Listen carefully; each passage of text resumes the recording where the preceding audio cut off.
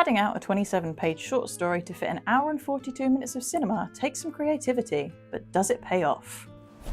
Hello and welcome to Bloody Good. My name's Emily and this is From the Page to the Screen, a show where I look at horror media and the books they're based on to determine just how accurate they are. Today I'm looking at a short story called The Mangler by Stephen King and looking at what changes were made from the book to its 1995 film adaptation. The Mangler is a short story set in an industrial laundry, and it centres around a speed ironing and folding machine dubbed the Mangler, which begins to malfunction and kill workers. The story follows Detective John Hunton as he grapples with the machine and wonders if there's something much worse than faulty wiring afoot. Now this video will be a little different from my usual videos because The Mangler is a short story, so there isn't as much detail as the other books I normally cover, but let's dive in anyway. King has said that among the many jobs he worked to support his family before he became famous, working in an industrial laundry was one of them. So there is an element of reality to this story, as it's a horror set in a real-life situation, albeit glamorized with some supernatural elements. And this is a common theme among King's books, where he peppers elements of his real life into his stories.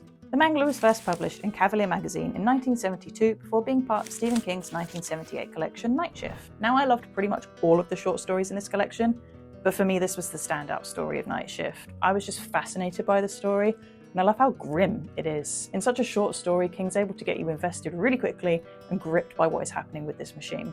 The story opens with Detective Hunton arriving at the scene and witnessing the aftermath of the brutal death of the woman who has been run through the speed ironing and folding machine that has been dubbed the Mangler. We don't see the event itself, just the aftermath, but what happened to her is described in horrific detail, and we see the impact it has on everyone who witnessed it and all those involved with the investigation.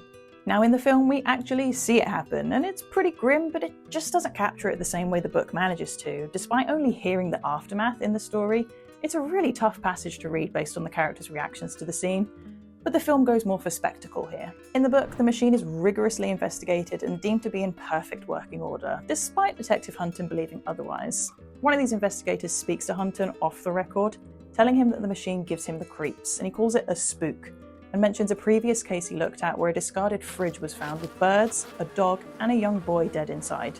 And this idea of a spook plays on Hunton's mind through the rest of the story. In the film, however, the owner Bill Gartley, who's played by Robert Englund, is distractingly evil. His character isn't really present in the book all that much, but in the film he plays a large role, and is just as much an antagonist as the Mangler is itself. And this just really threw me out of the film and made it a bit of a tough watch, I'll be honest. In the short story, the Mangler is enough of an antagonist, there's no need for a secondary one.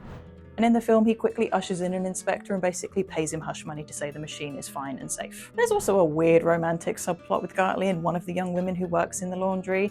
It's played very strangely and doesn't really add anything to the plot at all. I think it just serves to make Gartley seem more creepy. In the book, there's another incident involving the Mangler where a steam valve erupts and burns several of the girls, sending one to the hospital. Hunton visits this girl and asks her about the machine, where she mentions it never had any issues until one of the girls cut their hand on it. Since then, it's almost like it's been hungry for blood. And then she jokes about the stories that women come up with. In the film, this girl is in much more pain than she seems in the book, and she's extremely upset about what's happened. And along with Hunton is Mark, who suggests the machine might be possessed by a demon. Also in the book, Mark is Hunton's professor friend, but in the film he's his brother-in-law and a demonologist, so yeah. There is also a fridge in this story that a girl at the laundry cuts her hand on, which feeds the Mangler, and this fridge turns up later with the dead boy inside. The fridge tries to have Mark's arm before Hunton essentially knocks its head off, and then a portal to hell seemingly opens up from the top of it, and it's really stupid looking with goofy 90s visuals, and it completely takes away from what should have been a frightening film if it lived up to its book counterpart. Hunton goes back to the laundry and for some reason decides the best course of action is to stick his head inside it, despite knowing what it's capable of. There's a nice little smoke break before the machine starts eating the coat while he's still wearing it. After a bit of a struggle, he basically just shoots at the coat until a big enough hole forms and he falls back away from the machine. He speaks to Gartley, who knows the machine is evil and has in fact been providing it with sacrifices over the years, and he doesn't intend to shut it down anytime soon. And at this point I would like to say there's still 45 minutes left in this film. It's been mostly nonsense up until this part anyway, but oh boy does it get more ridiculous as it goes on, and the characters attempt to exorcise the machine. It's just bordering on unwatchable. Just as a quick little side note before we get to that, a bunch of you guys watching aren't subscribed to us, and we're aiming to hit 10k by the end of the year, so we'd really appreciate you clicking that button and joining us along for the ride. And I'll put it out there too that if we hit 10k, I'll watch the Shining miniseries and make a follow-up to the previous video comparing the book to Kubrick's film. So look out for that.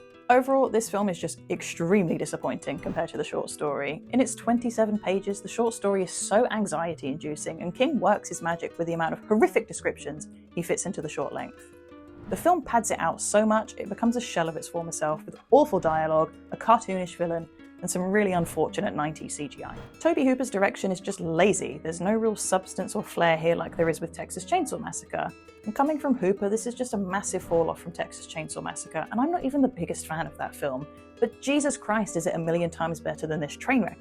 Considering how well Texas Chainsaw Massacre does with gore and really gross things, you would hope that that would extend here, but I guess the 90s CGI was too tempting. The Mangler feels like something that would pop up on the screen of a roller coaster ride. It's bad.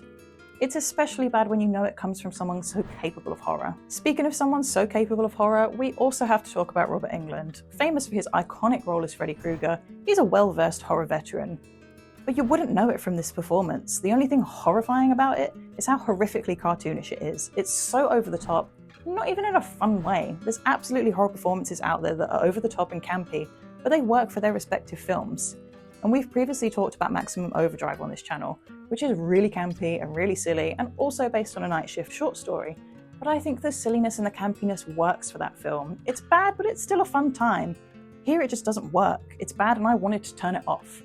I found it really hard to believe it was Robert Englund under those prosthetics because it's just such a disappointing performance. When you read about these awful things happening in the short story, your mind thinks of those real machines and conjures up horrific images, but when it's presented on screen it just looks absurd.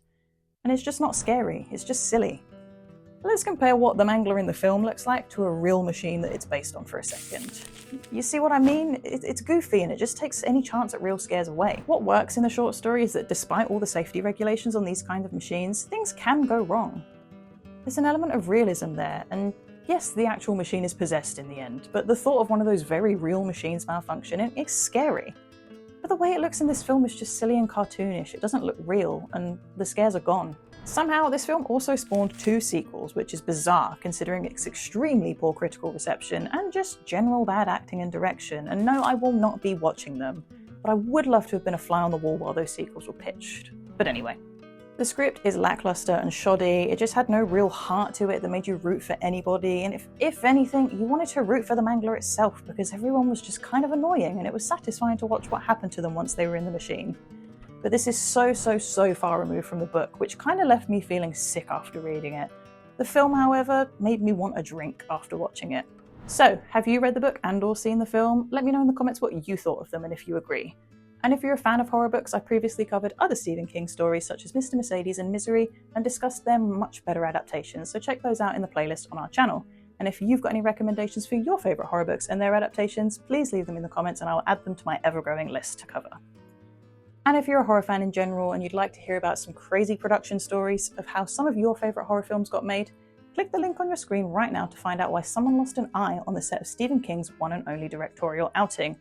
We also have a recent video about the British zombie movie you probably haven't heard of, so check that out on our channel too. In the meantime, I've been Emily and this has been Bloody Good. Thanks so much for watching.